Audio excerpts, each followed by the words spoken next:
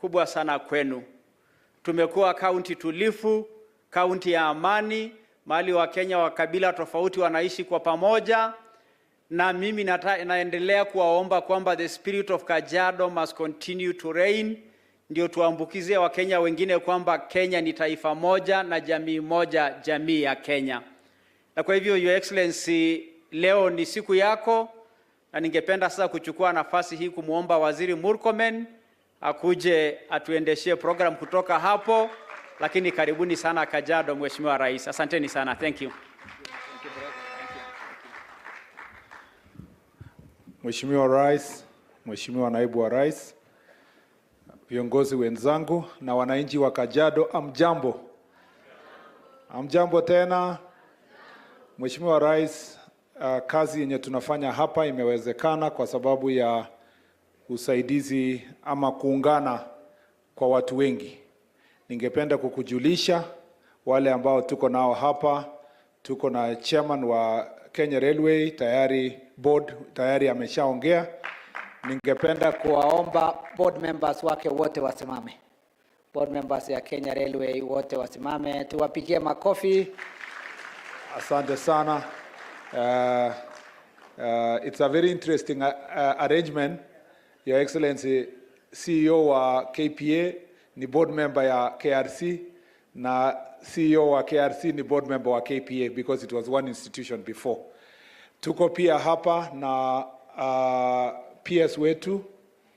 No, first of all, tuko na CEO sasa wa Kenya Railway, Bwana Philip Mainga, na senior staff wa Kenya Railway. Simameni penye mko, tuwashukuru. Pigieni hawa makofi. Hawa ndio wanafanya kazi nyingi, sisi ndio tunachukua the credit, lakini wao ndio wako kwa ground huko wakipambana. Ya mwisho tuko na PS wetu, PS Mohamed Daga, ambaye pia Your Excellency is the accounting officer for the Railway Development Levy, na without his hard work hatungekuwa tumefikia hapa. Pigieni PS makofi. Asante sana. Tuko na viongozi wengine kutoka tabaka mbalimbali ya serikali. Tunawashukuru kwa kuwa nasi siku ya leo. Your Excellency, ningependa kusema machache. Kwanza na kushukuru wewe na Naibu Rais kwa kukuja leo kushukua na sisi. Mara nyingi kwa wizara yangu sipati nafasi tukae kwa tent kama hii. Tunakuanga tu juu ya gari. So leo tumepata organized meeting moja imefanywa na Railway. Ya pili ningesema kwamba tunashukuru kazi yenye tumefanya katika hii ministry. Ni read this department, Your Excellency, is that tumeweza kulink SGR na MGR kwa Naivasha, na imesaidia kuharakisha mzigo yenye inatoka Mombasa kufika Uganda kupitia Malaba. Nilikuwa early this year na mkutano na waziri wa kutoka Uganda, tukasaidiana kuhakikisha kwamba ile wagons ya kutoka Uganda inaweza pita Malaba bila ile vikwazo ilikuwa hapo. Na kwa sababu hiyo mzigo yenye imetoka Mombasa kuenda Uganda na kupita ya transit na yote yenye imebebwa kwa SGR imeenda juu. Hivi sasa mwaka huu tumetoka juzi tulikuwa 4.8 million tons, sasa tumefika 7.1 million tons, na tunafikia mwisho ya mwaka huu tutakuwa tumefika 8 million tons. Actually we are targeting 8.2 million tons of cargo going through the SGR. We believe in a short while, Your Excellency, this side of the transport side will be even better kwa ile connection tutafanya. Tuko na mpango ya kufanya between KRC na Kenya Ports Authority. Tunataka sasa tuhakikishe kwamba tuna deliver mzigo, especially hapa kwa nchi yetu, to the last mile. Mzigo when you order your luggage ama your cargo as a importer, tunataka kukuletea mpaka your own shop. Kama ni Thika tunaleta hapo, kama ni Nakuru tunakufikishia. That will make our transport logistics system even more organized. Your Excellency, unajua ulipofika ofisi kazi ya kwanza ulifanya ni kutuokoa kwa ile Nairobi Railway City. Unajua ile financing ilikuwa kwa UK government ilikuwa karibu irudishwe. Wewe mwenyewe uliongea na Prime Minister wa UK mkiwa Sharm el-Sheikh na ukahakikisha umetuita pamoja. Sasa tunamalizia master plan ya Nairobi Railway City inaisha mwezi huu. Mwaka kesho kutoka Januari ambayo ni wiki chache iko mbele, tutaanza ujenzi ya Nairobi master plan. Na ile plan yako ya kuhakikisha vijana wetu waandikwe kazi during the construction period will now be a reality, because we are going to construct the terminal, the central Nairobi Central Terminal, pamoja na the other works that are going to go on there. Your Excellency, pia this connection tunafanya leo ya kutoka Riruta ikuje Bulbul hapa, ikuje Karen, Bulbul na ikuje Ngong, ni mpango, ni kadi ya mpango yetu ya kuimplement Nairobi Master Plan. Nairobi Master Plan, Your Excellency, inahitaji kufikisha wananchi wetu wafike kwa factories, wafike kwa kazao, kwa town, na wakuje penye wanalala. Hapa Kajiado is now the bedroom of the Nairobi city. We want to make sure that your housing project is properly supported by having a railway network, a transport network that makes it cheaper for our people to go to the city.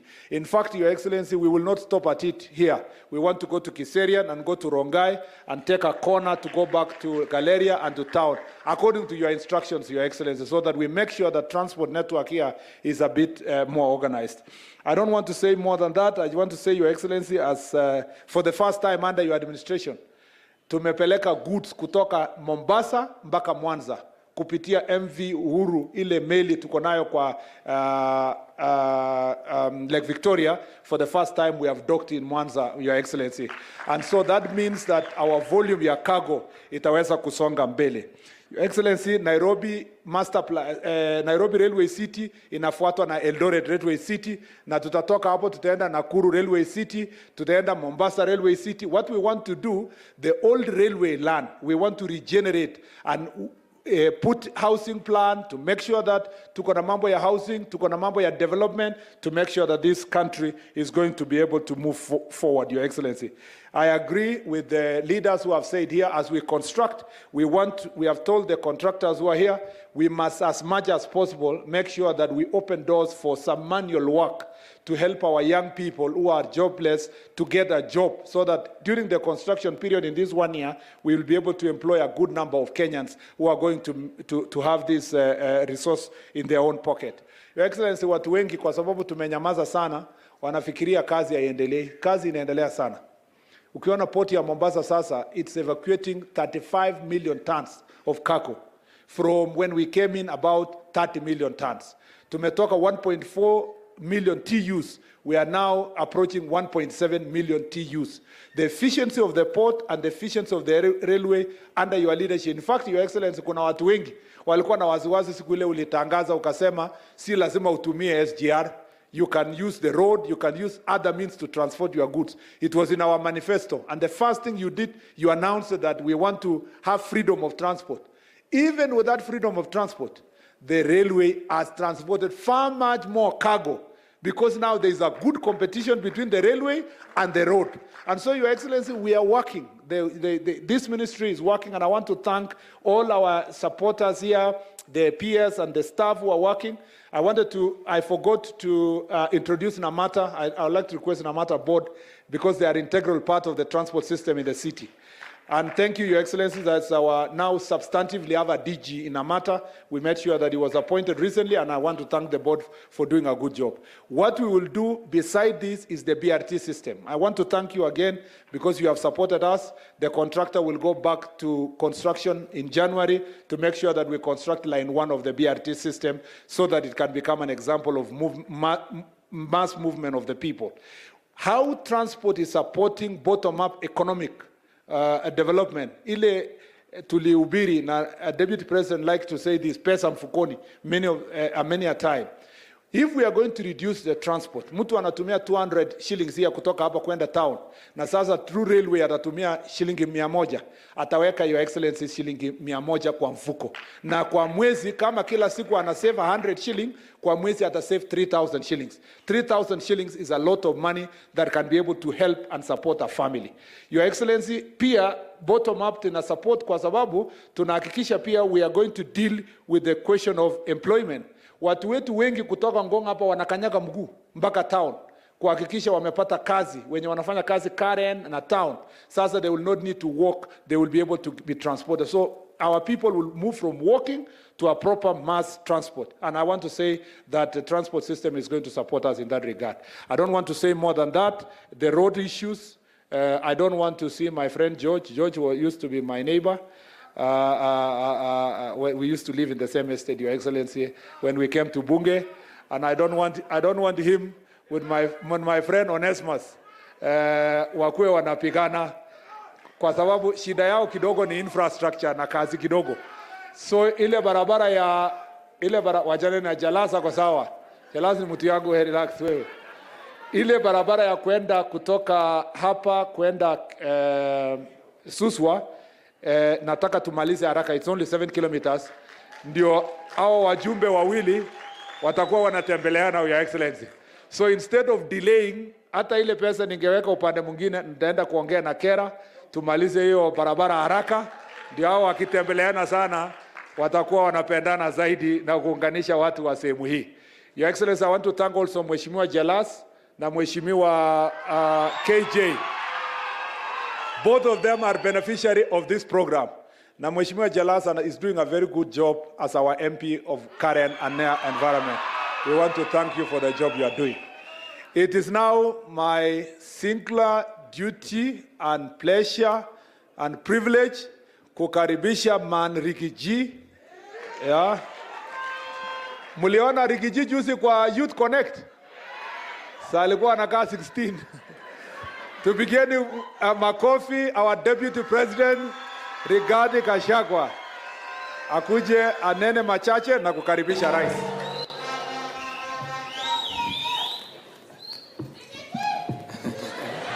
Asante sana.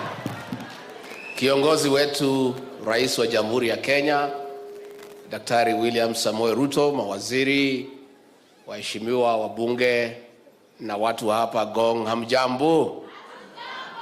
God is good and all the time. Munisalimie kwa hayo. Bwana Yesu asifiwe. Bwana Yesu asifiwe tena. Watu wa Ngong mpo? Your Excellency, maybe kabla niseme moja nikualike, wacha huyu Jalango mheshimiwa akuje aseme jambo.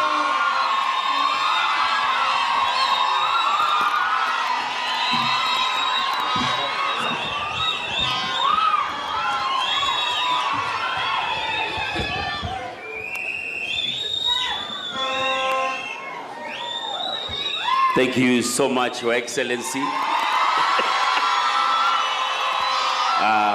Bwana Deputy President, thank you so much. Karibu sana huku Ngong, sisi ni majirani hapa Bulbul. Jinsi Ngogoya anasema huwa anachukua watu wake narudisha upande ya Lang'ata. So usifikirie tuko Lang'ata, tuko nyumbani, but we are also a beneficiary of this railway. Tutakuwa na station hapo Karen. And we want the contractor and the whole team to have a continuous public participation na watu wetu wa Karen. Unajua wameanza kuuliza kabisa shamba zao, mambo kama hiyo. There was a public participation that was done here and there was none that was done with the people of Karen. So tunaomba kukuwe na public participation hapo St. Christopher's. Talisman wameomba kujua mpango itakuwa namna gani. So mimi sina mambo mengi, ni kukaribisha nyumbani. Asante sana. Thank you so much. Asante sana. Hata watu wa Dagoretti South watakuwa beneficiaries. So nafikiri Mheshimiwa KJ kuja sema jambo. Najua Mheshimiwa wa Dagoretti South. Naitwa Kiarie. Karibu useme jambo. Your Excellency the President, Your Excellency the Deputy President, I do thank you for this opportunity. Mine is to just say that when we order our public transport, Your Excellency, it is super beneficial, not only to our people, but also to our economy. The solution to our perennial problem on Ngong Road is mass public transport. Your Excellency, when one bogie of a train carrying over 100 people travels on the railway, we are taking out a bus out of the road. So if the train has probably 10 bogies or 11 or 20, then you're taking that number of buses off the road. So Your Excellency, we'd like to thank you for this initiative, and we are looking forward to seeing this train operational so that we can benefit as the people of Nairobi, not only for us having people sleeping in Kajiado, but also the Kajiado people contributing to our economy in Nairobi. Wananchi, hii reli inakuwa na Mheshimiwa Rais anatuhakikishia itakuwa chini ya mwaka mmoja tuweze kutumia hii reli. Asanteni sana na washukuru sana. Thank you. Asante sana. Mheshimiwa Rais, sisi tunakushukuru under your administration for the infrastructural program that is going on in the country. The way to sort out our economy, Your Excellency, is getting it right in matters infrastructure so that we can open up this country for business and for people to be able to move around. Kwa hivyo, hii project umekuja kuzidua hapa leo katika Ngong, itasaidia sana watu wetu waweze kufika jijini Nairobi kwa bei nafuu na waweze kurudi jioni bila msongamano. Na kwa hivyo sisi tunashukuru sana, na mimi ningetaka vile mheshimiwa amesema, hawa contractor na project manager aangalie vijana wetu hapa wapewe nafasi ya kazi. Munasikia nyinyi wa China? Watasikia maneno hii wa China ama niwaambie? Niwaambie? Si ndio? Kwa sababu nimeona line pale rais akisalimia hawa, nikaona ni wengi sana. Hao wa China wanatakiwa kuwe watatu peke yake. Mwenye kampuni, the chief engineer na chief accountant wa kulipa watu Saturday. Si chief accountant kuwe mchina, lakini kazi ingine yote hii watu wapewe. Kwa sababu hii kazi ya kujenga reli hawezi shida sisi. Ile tunataka walete ni pesa. Na walete yule engineer wa kwao mjuaji. Na chief accountant akuje na pesa na mabags. Mnamesikia nyinyi wa China? Alafu hii watu walipwe Jumamosi. Si ndio? Wasiwekewe pesa mpaka mwisho wa mwezi. Ndio wapange mambo yao. Rais wetu, sisi tunakupongeza kwa yale ambaye umeweza kuyatenda chini kama 1 year tangu uchukue hatamu ya uongozi wa nchi hii. Tuliingia katika hii serikali kukiwa na matatizo mengi, na tunashukuru Mwenyezi Mungu amekupatia uwezo, amekupatia maarifa. Uchumi wetu umeanza kuonesha dalili ya kurudi kwa laini. Unga imeteremuka. Walikuwa wanapiga kelele tukiingia ilikuwa 230. Sasa leo nimepiga simu pahali ingine 130, 145 inaendelea kuteremuka. Si ndio? Mafuta ndio hiyo ilikuwa imepanda, si imeanza kuteremuka. Rais alisema hii maneno ni kupanga. Unajua, nyinyi mnajua, hii uchumi wa Kenya ni kama mgonjwa akiwa hospitali. Tulipoingia pale tulikuta huu mgonjwa wa Kenya economy akiwa ICU, akiwa hali mahututi. Amewekwa mashini kila pahali. Figo haifanyi kazi, iko mashini. Roho iko nini? Sasa yule daktari alishindwa. Daktari amekuja mpya anaitwa Rais William Ruto. Amekuja ameudaunda, mashini moja imetolewa, roho imeanza kupiga. Ile ya figo imetolewa, imeanza kufanya kazi. Mashini yote imetolewa, ametoka ICU, ameenda HDU. Amekaa hapo mwezi 6, ametoka, ako kwa ward. Sasa amechukuliwa weight, imeanza kuongezeka. Appetite ya kukula iko mzuri, anaongea. Sasa huyu mgonjwa si yako tayari kwenda nyumbani? Sasa ingekuaje mgonjwa atoke ICU the same day aende nyumbani? Inawezekana? Si iko stage ya mgonjwa ya kupona? Mimi nataka kuhakikishia nyinyi huyu mgonjwa wetu anaendelea vizuri. Na hivi karibuni ataenda nyumbani ameze dawa akiwa nyumbani. Na hata akifika nyumbani hata meza dawa muda mrefu, mwezi 3, mwezi 6 aanze kurudi kwa shamba kufanya kazi. Rais anang'ang'ana ng'ang'ani. Na mimi niseme, let us work. Minister wetu wa transport, focus on your job. If you listen to these people who are making noise, wewe utakwama. Kama mimi na rais tukesikiza hii watu ya kelele, hii Kenya itasimama. We just ignore. Wewe una focus pahali unalenga. Wewe umepewa kazi na rais, wewe lenga hapo. Watu napiga kelele hapo, wengine just ignore. Wametoa ati opinion polls. Hii watu the same people. Walikuwa wametoa opinion poll 2007 wakasema Raila atashinda. Alishinda. 2013 wakasema atashinda. Hii ya 2022 wakasema Raila atashinda.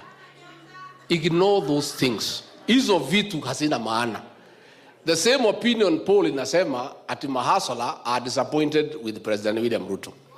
The same opinion poll inasema the most popular party ni UDA.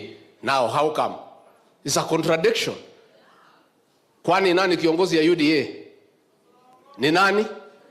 Si ni president?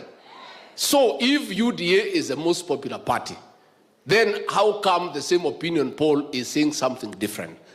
Let us focus on what we are doing. Ourselves, we have never been persuaded by those opinion polls, and we are not about to start listening to them. Let us ignore and just focus on what needs to be done. And our job is well cut out. The president knows where we have come from, where we are, where we are going. Rais, tunaomba hii program ya housing hapa Ngong ikimbizwe kama risasi. Kwa sababu hapa ndio watu wamejaa. Na tungetaka wapate manyumba ya chini, kila mtu aweze kupata nyumba yake. Mimi nataka nichukue nafasi hii kabla ya kumuita rais, niseme asanti kwa ile uchaguzi tulifanya, mkatupatia sisi kura na rais, tunataka tuseme asanti. Kama mimi ulinisaidia sana. Mnajua pahali nilikuwa? Si nilikuwa kwa kona mbaya. Sasa mkaniinua, nataka niseme asanti. Tena hao viongozi wetu mlitupatia. Huyu Ngogoyo anang'ang'ana. And I want to say, nilikuwa namwambia rais, mimi nimeona transformation ya Ngogoyo from an MCA to a national leader, and I'm very pleased. Wewe mheshimiwa kanyangia hapo. Huyu Sunkuya anajaribu. Na hata ukiona kama wanang'ang'ana, there is no issue. It is struggle for scarce resources. Kila mtu anapigania watu yake. And there is nothing wrong they are doing. Wewe Sunkuya ng'ang'ania watu yako. Wewe Ngogoyo ng'ang'ania watu yako. Hiyo ndio kazi ya kufanya. Na hiyo ndio kazi ya mjumbe. Huyu Ngogoyo ananiangaisha. Huyu Sunkuya ananiangaisha. Wanaangaisha rais wakija kutetea nyinyi. Lakini muendelee kutuangaisha kwa sababu lazima mfanyie hii watu kazi. Na wewe Ngogoyo sasa umefika kiwango uanze kwenda asubuhi Citizen, KTN uetetee serikali. Umefika hiyo kiwango sasa. Na wewe Sunkuya ukanyangia hapo. Sindio? Ndio tuweze kufanya. Sasa sisi governor, lead the people of Kajiado back into government. These people of Kajiado are good people. Mlikuwa mmepoteza hao barabara, wengine wanaenda huko msituni, wengine wanafuata sisi. Sasa wewe umesema unataka ufanye kazi na sisi. Governor, lead the leaders of Kajiado and the people of Kajiado, wote waunganishe, wote wakuje kwa rais, kwa serikali, ndio watu wa Kajiado waweze kufaidika kwa hii serikali yetu. Si tumekubaliana? Na uchaguzi ulikwisha, sisi hatuna maneno. Yule alikuwa Azimio amekuja kwetu, tunafanya kazi pamoja. Ikifika ile wakati wanaume ni kuonana turudi kwa kiwanja. But for now kila mtu tumekubaliana, viongozi wote nyuma ya rais wetu tuweze kufanya kazi. Nikimalizia, Your Excellency, kwa niaba ya wafanyikazi wote wa serikali na wa Kenya, na kutakia Christmas jema mwaka wa 2024 ambaye ni wafanaka. Mungu akulinde, akuongoze, akupatie maarifa ya kupeleka Kenya mbele vile umeendelea. Ningetaka kuuliza nyinyi nyote tusimame, mnisaidie, tumukaribishe kiongozi wetu kwa makofi aweze kuongea na sisi. Karibu Your Excellency. Asante sana Mheshimiwa Deputy President, tafadhali tuketi chini. Asanteni. Viongozi wote wenzangu na watu wa hapa Ngong, hamjambo. Bwana Yesu asifiwe. Hebu mnisalimie hewani hivi nione. Asanteni sana. Kwanza wacha nichukue nafasi hii, na nimekubali hapa Ngong kweli ni baridi. Ile maneno Ngogoya amesema kumbe ni ukweli. Hiyo maneno ya soko sasa nitaishughulikia. So kwanza mimi nataka niwashukuru watu wa Ngong, watu wa Kajiado, kwa sababu tulikuja hapa tukaomba kura zenu, mkatupatia, mkawa wakarimu, mkatuombea, Mungu akatupatia ushindi. Mimi narudia kusema asante sana. Na tulikubaliana na nyinyi ya kwamba tukimalizana na uchaguzi, sasa tunaanza harakati ya kupanga maendeleo ya Kenya. Si namna hiyo? Ndio leo mimi nimefika hapa kwa sababu tumepanga mambo mengi. Kuna mambo mengi tulikubaliana na nyinyi. Na haya mambo yote ambayo tulikubaliana na nyinyi, tumeweka mikakati ya kutosha kuhakikisha ya kwamba zile ahadi zote na mipango yote tulikubaliana na nyinyi lazima tuyatekeleze. Ya kwanza tulikubaliana ya kwamba ile mambo ilikuwa inatusumbua ya watoto wetu, hawakujulikana CBC, watoto wataenda wapi, itaendelea namna gani, itafanyika namna gani.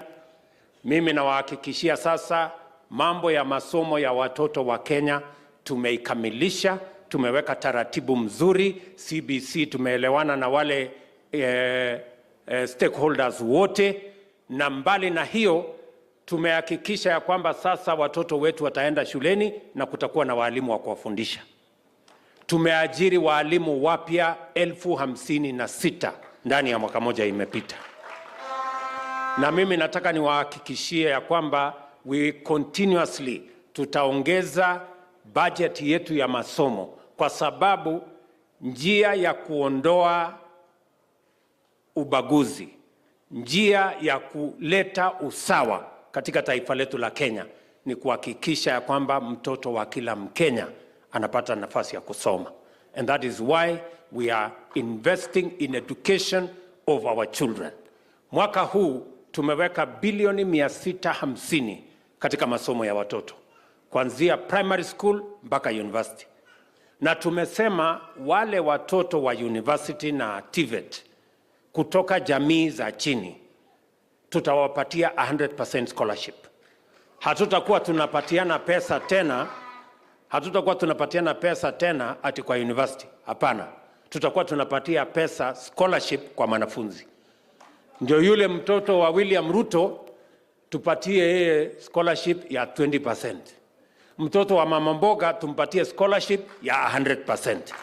Ndio tuweke usawa, kwa sababu wale wako na uwezo watusaidie kusukuma mambo ya masomo mbele.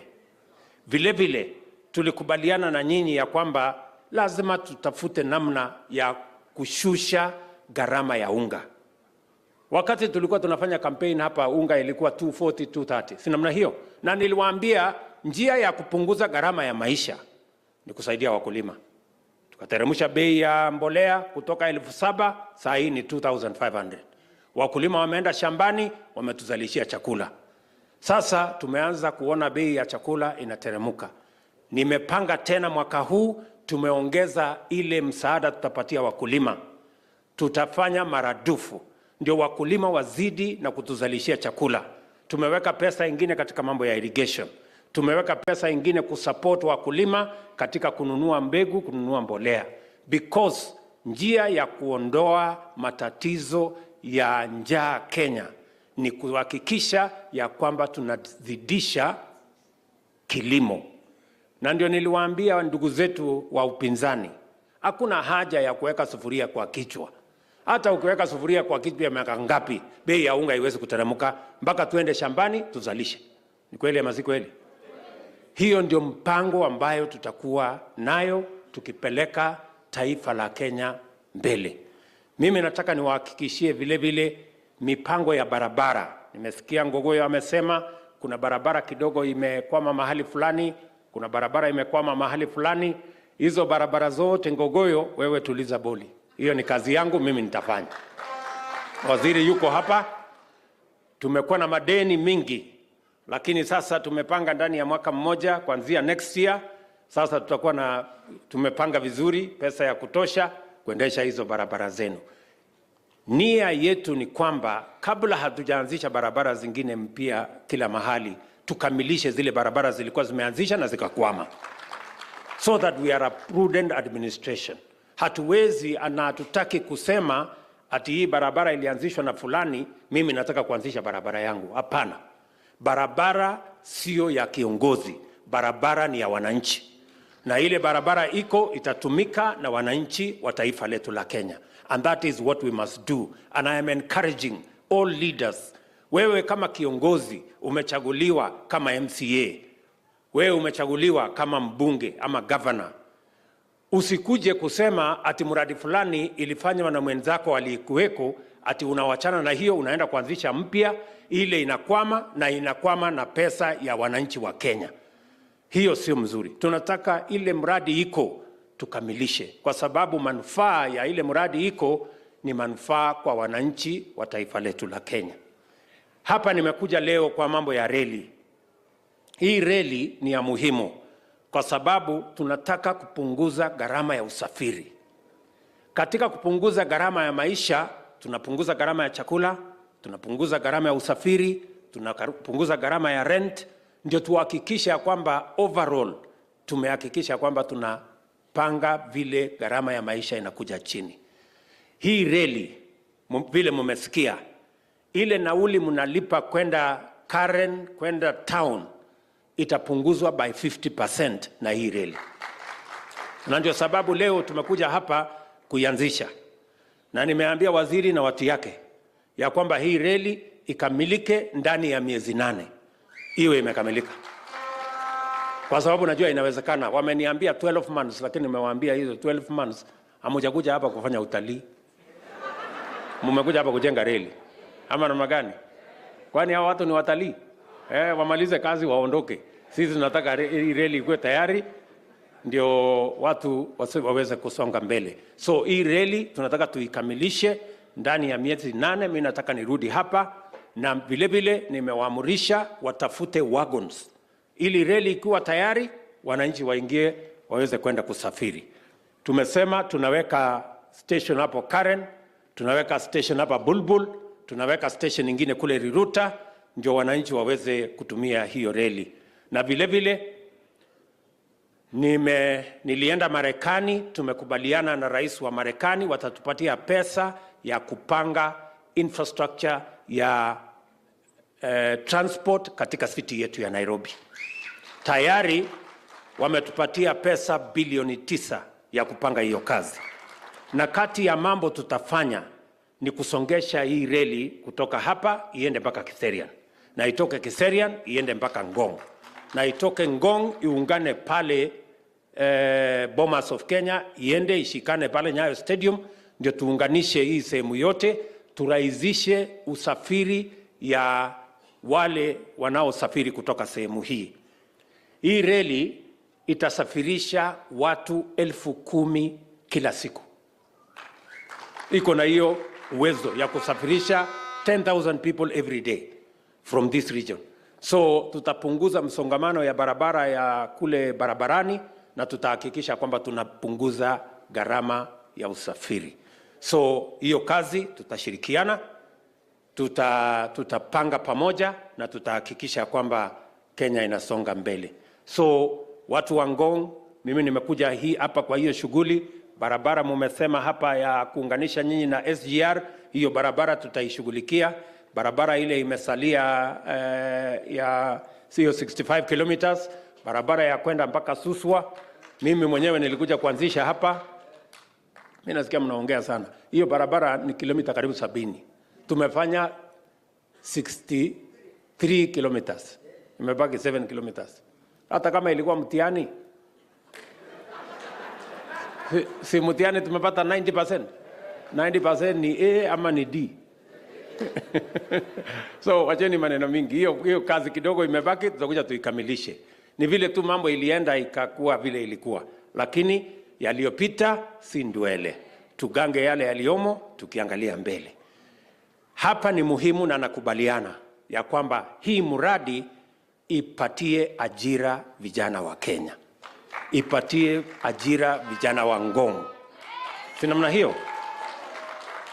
Na mbali na hii mradi, pia tuko na mambo matatu mengine, kwa sababu mimi niliwaeleza ya kwamba tatizo kubwa tuko nayo Kenya, changamoto kubwa ni ukosefu wa kazi. Vijana wako wengi, wamemaliza shule, lakini matatizo ni ajira. Ni kweli ama si kweli? Ndio tumesema na ajira haiwezi kupatikana kiholela, lazima ipangwe vile ajira itapatikana. Na ndio nimeweka mpango ya housing. Hiyo mpango ya housing, saa hizi nikiongea na nyinyi, kwa ile sites tunaendelea nazo Kenya, tuko na vijana 1120 wanafanya kazi. Na mimi nataka sasa hii ya Ngong, na nashukuru hawa viongozi, wewe Ngogoyo, wewe Sunguya, wameniongelesha hapo mpaka wamekubaliana ya kwamba tukate hii shamba kidogo, tujenge nyumba 1500 hapa ya kwanza. Na kwa sababu hawa viongozi wamekubaliana, mimi kufika February mimi nitakuwa hapa na contractor. Mnasikia? Mimi nitakuwa hapa na contractor. Na nyinyi vijana wa Ngong mjipange. Tutahitaji vijana 2000 ya kufanya hiyo kazi ya Ngong hapa. Vijana wa hapa mko tayari? Ama nyinyi ni wale wa kuchagua jembe? Mko tayari? Hapa tutahitaji architect, tutahitaji engineer, tutahitaji electrician, tutahitaji plumber, tutahitaji mason, tutahitaji carpenter, tutahitaji watu wa mkono. Hiyo kazi yote nimesema utashindwa kujipanga na moja. Hata kama wewe si engineer, unaanza kufanya kazi ya plumber. Na kama hujui plumbers unafanya technician ama electrician. Na ikikosekana yote, hata kazi ya mkono jameni utashindwa. Tunaelewana? So hapa mimi nitarudia, nilikuwa natafuta shamba Ngong, nilikuwa natafuta shamba Kajiado North, nikakosa. Lakini hawa vijana sasa wamefanya kazi mzuri, wamekubaliana tukuje tuanze kujenga hapa. Tunakubaliana? Na tunataka kufanya hivyo every part of the Republic of Kenya, kwa sababu katika pale kujenga nyumba tunapata ajira ya vijana. Namba ya kwanza. Namba ya pili, tunamwezesha mwananchi wa kawaida, mama mboga, yule mtu wa bodaboda, ataweza kulipa shilingi 3000, 4000 kwa nyumba hapa, na baadaye hiyo nyumba ikuwe yake. Saa hizi mwananchi wa kawaida saa hizi, ile nyumba rahisi sana Kenya ni ulipe shilingi 40,000. Watu wangapi wanaweza kulipa 40,000 hapa? Si ni watu wachache? So ndio tumesema affordable housing, social housing is a right to the ordinary people of the Republic of Kenya. Na ndio unaona mimi nasukumana, watu wameenda kotini ati kujaribu kusimamisha. Mimi nawauliza, wewe unaenda kusimamisha kwa sababu uko na uwezo ya kulipa 40,000.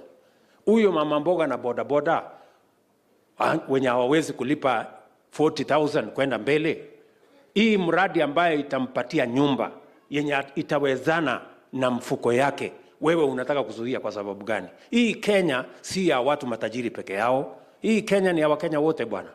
Hata wale wa chini wako na haki katika hii Kenya. Ama namna gani?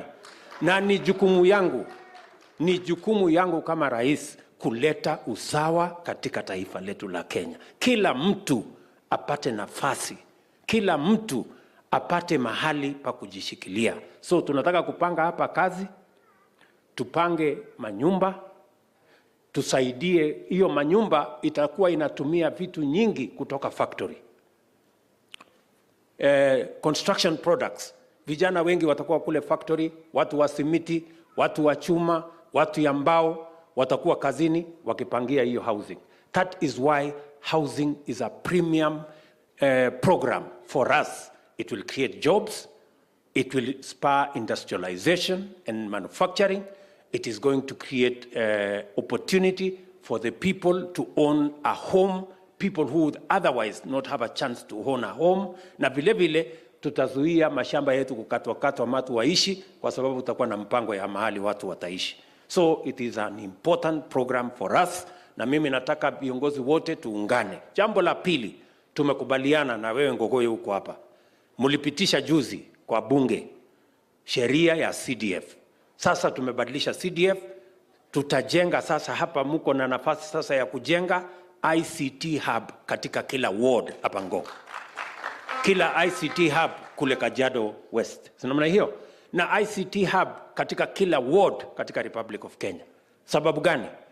Tunajenga ICT hub kwa sababu vijana ni wengi. Pale kwa ICT, serikali tumesema mjumbe atajenga mjengo kupitia pesa ya serikali ya CDF, na tutaweka kompyuta, na tumewaruhusu hawa kuajiri watu watakaoendesha hiyo ICT hub. Ndio vijana 300-400 wakuje kwa ICT hub, tuwafundishe na tuwapangie ajira ya digital jobs. Ninyi mnanielewa? Na ndio sababu hiyo kuna watu wengine wamepeleka mambo kotini, wanataka kutuzuia ati tusipange ajira ya mtandao. Mimi nashangaa hii Kenya, watu hawataki wengine wapate nafasi. Why? Kwani hii Kenya iko na Wakenya na wengine sijui ni maskota kwa hii Kenya? Hapana, hiyo hatuwezi kubali. So mimi nataka niwaulize wabunge, please, every member of parliament, sasa mko na nafasi. Hiyo sheria mimi nimesign juzi, sasa ni sheria ya Kenya. So we want to implement that program so that we can create opportunities for young people. Tuko na vijana wengi ambao wanaweza kufanya kazi mtandaoni. Na mimi nimezunguka dunia mzima, tumepata nafasi ya ajira.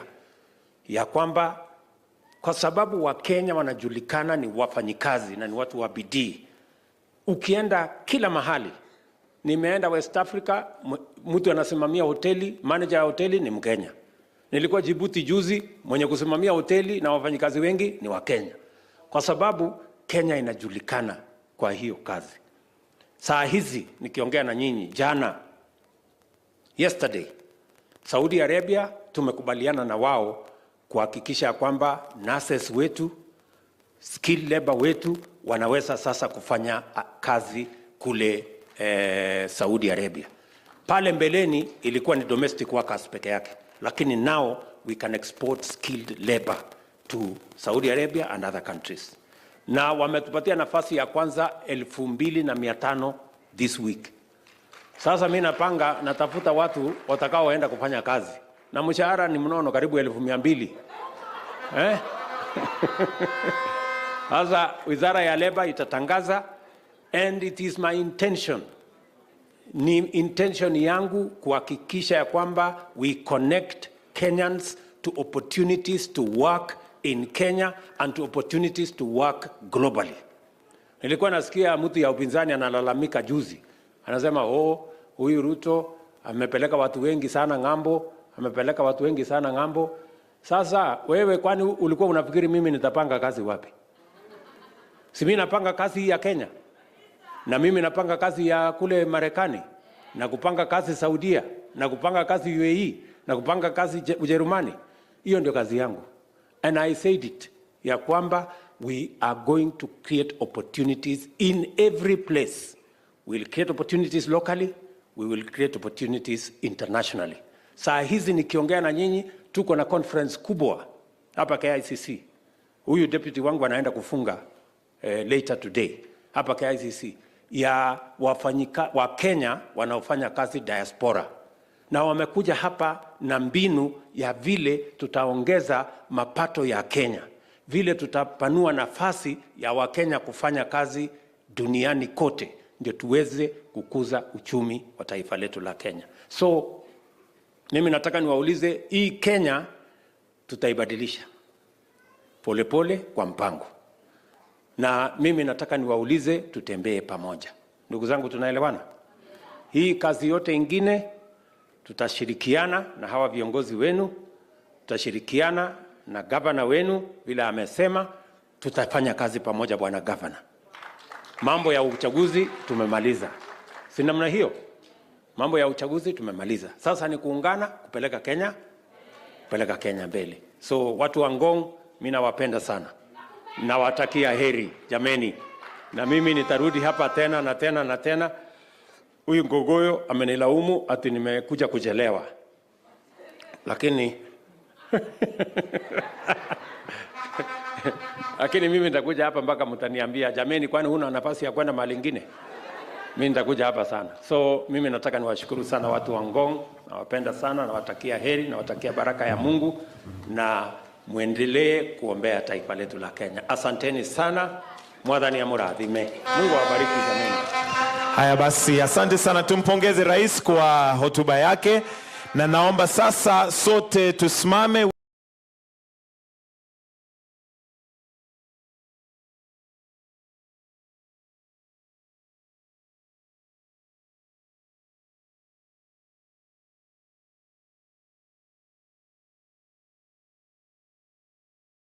FM. We are in charge. 8.2 FM. We are in charge. 8.2 FM. We are in charge. 8.2 FM. We are in charge. 8.2 FM. We are in charge. 8.2 FM. We are in charge. 8.2 FM. We are in charge. 8.2 FM.